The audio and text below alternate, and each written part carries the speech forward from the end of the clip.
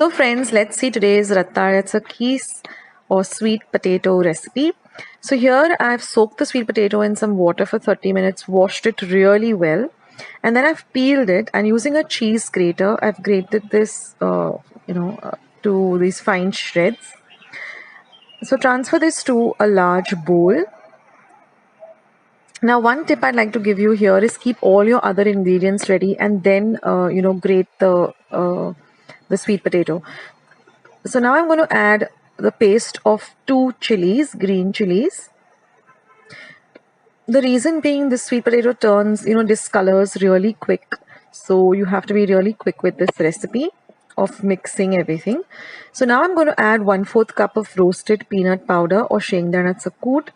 I'm going to add the juice of half a lemon. Next, I'm going to add 1/4 teaspoon of sugar and some salt to taste. Now you can adjust the sugar, the salt, the lemon juice, the peanut powder according to your taste. Mix everything really well. Now I'll leave a link of the recipe of how I make roasted peanut powder at home. It's really simple. And for this recipe, I like to keep it coarsely ground. Okay, now I'm going to be heating up a pan and adding some ghee or clarified butter to the pan, and then I'm going to add this mixture to the hot ghee. And now we just have to fry this mixture really well in the ghee. So like I said, for this recipe, when I'm grinding the roasted peanuts, I like to grind them to a little bit of a coarser powder with a little bit of whole pieces of peanut. It just, makes this dish really even more delicious with the crunchy bits of roasted peanut. So now I'm going to cover and cook this for 1 minute. And again, I'm going to repeat this process, by stirring it in between, again covering it, again opening it and stirring it. Now you will notice that it does stick to the bottom of the pan a little bit, but you can just scrape it with a spoon. So this entire process till the ratta or the sweet potato really gets ready took me about 7 minutes. I put a timer on my phone, and the entire thing till it was nice and ready and cooked and crispy took about 7 minutes. So keep doing this till you find that it has become a little on the browner, a golden brown color, a light golden brown color, and the texture also is nice and crispy.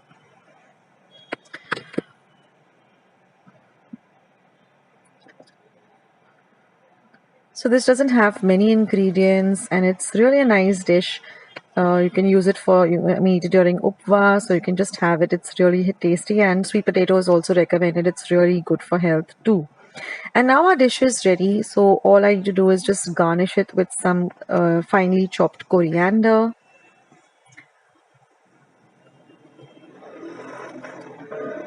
And you can now turn off the flame, and our dish is all ready. So I'm just going to transfer this to a serving dish. Now you can serve this with plain chilled yogurt, or what I like to do is I like to add a little bit of icing sugar or powdered sugar to the yogurt, and a little bit of a chili paste, and then mix that really well, and that becomes a nice dip to go with this, or just as a side dish to this recipe. So you can use that. You can just add a little bit of powdered sugar and crushed up chili to the dahi or the yogurt and serve it up. So this is an amazing recipe. You must give it a try. It's super simple and really nice. So I hope you like it, and I'll catch you in my next video with another recipe. See you soon, guys. So friends, let's see today's Goan sweet potato bibinka. It's really a treat. Now here I've taken 2 medium-sized potatoes and soaked them in some water for half an hour, scrubbed them well and pressure cook them for 1 whistle on high and 5 minutes on low. Once they're at room temperature, I'm just going to peel them off, peel the sweet potatoes. And now we're going to mash the sweet potatoes really well.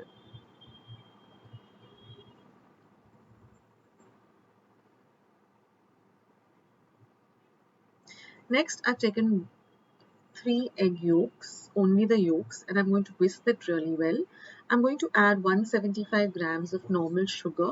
Whisk these two really well till it turns to a very pale yellow color like this. Now I'm going to add 1 1/4 cup of thick coconut milk and mix it really well together.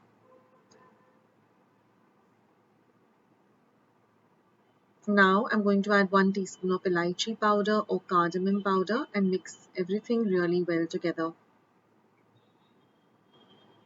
Now this is a good time to preheat your oven to 200 degrees Celsius for 10 minutes. I'm going to add 70 grams of maida or plain flour. Mix it in really well.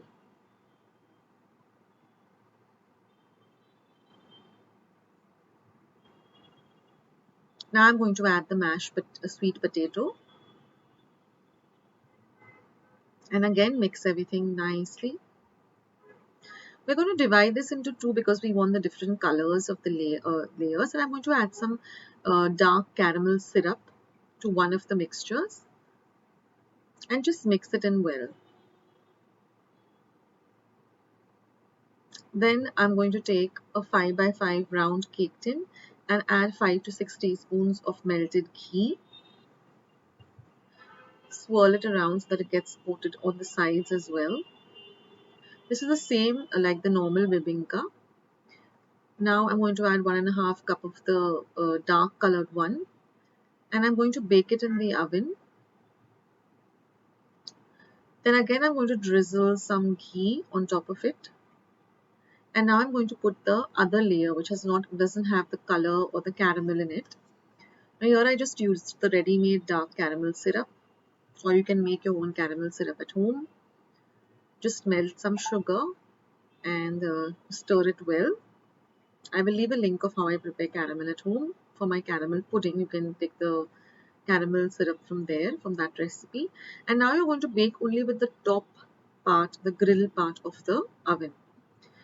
And in this way, you're just going to continue making all the layers, and you're going to bake it only with the grill function, not with the top and bottom function. And then you're going to let it cool down for some time after all of the layers are done. And then just slice it up and enjoy. It's so delicious. It's something very different. It tastes very different from the normal bibinka because of the sweet potato that we've added.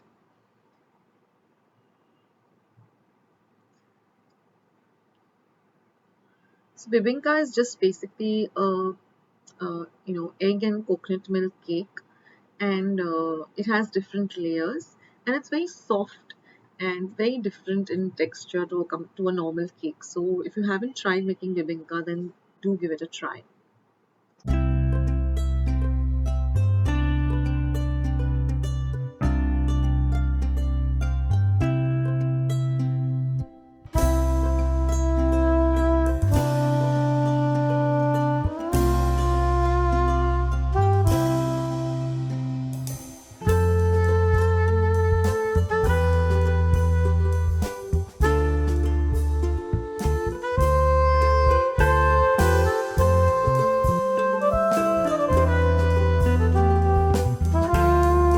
This in water for 15 minutes, and using a scrubber, take off all the grime and the mud that's in it and wash it really well. This is very important.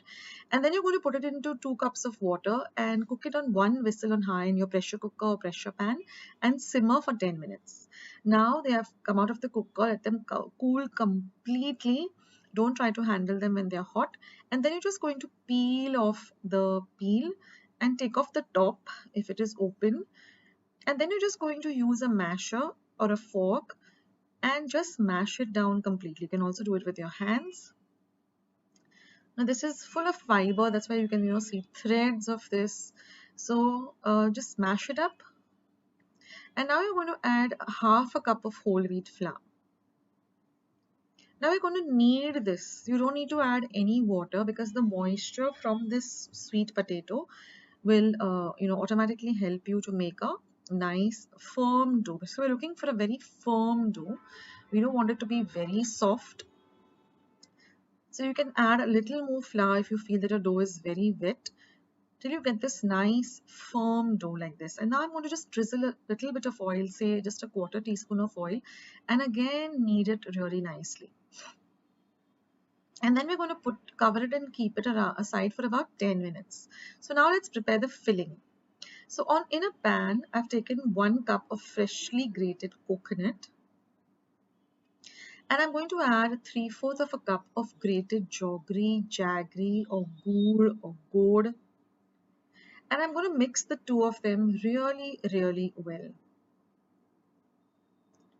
So keep frying this till all of this jaggery starts to melt. Now I'm using regular jaggery. You can also use the dark jaggery, the palm jaggery, or whatever jaggery that you know generally use in your cooking. So now fry this really well, and I'm going to just add 1 teaspoon of elaichi powder or cardamom powder. So I've taken about 4 to 5 big small green elaichis, peeled them and pounded them into a fine powder.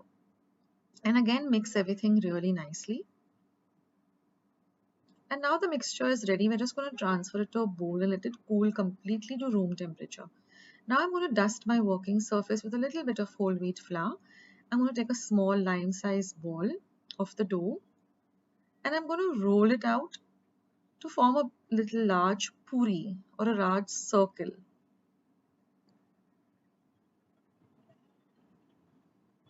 Now I'm going to take about 1.5 tablespoons of the filling and we're going to put it in the center of this puri shape. Bring it all together. And then you're just going to fold one half over the other like this. Seal the edges. It's very important that you seal the edges so that the filling doesn't come out. And then you're just going to use a knife, or I have this karanji or neuri maker. I'm just going to cut off the excess. We're going to reuse that excess to make the rest of the neuris. And then you can just flatten it down with this pattern. It looks pretty as well as it gets sealed. So in this way, I'm going to prepare as many neuris or karanjis I want at the moment. So these is how they look. You can keep them simple or you can decorate them like this. So in this way you can make as many as you need at the moment, or you can make all of it also. And then you're just going to shallow fry this in some ghee, or you can use oil, whatever your preference is.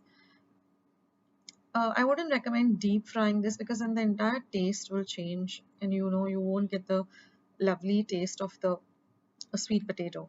So ideally this is always shallow fried. You can also alternatively bake this in your oven. So I'm telling you how to do that at the end of the video, so you can watch the video till the end so you can get an idea of how to bake these rather than even shallow fry them. I'm just shallow frying them in a tablespoon of ghee, so it's not too much of oil. Just see that everything is nice and crispy on all sides. We don't want any raw whole wheat going into our tummies. So see that it's nicely fried, that's all, on a low to medium heat. And here we have a beautiful sweet potato neuris or karanjis, and they look so amazing and they taste really good. And they also, they have whole wheat and everything. So let's just cut up one and see, how nice they're done. So it's really crispy when I cut it, and the filling also is really, really delicious. And you don't have to feel guilty about this because it has jaggery.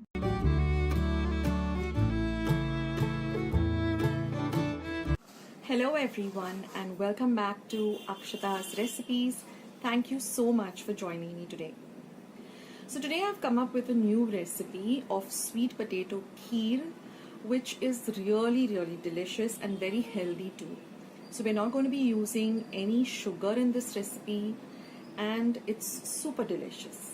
So let's start with the video, the recipe, and join me at the end of the recipe because I have a few important tips for this recipe so that you get it perfect and all the other alternatives you can use in the recipe. So let's jump into the recipe and meet me after the recipe.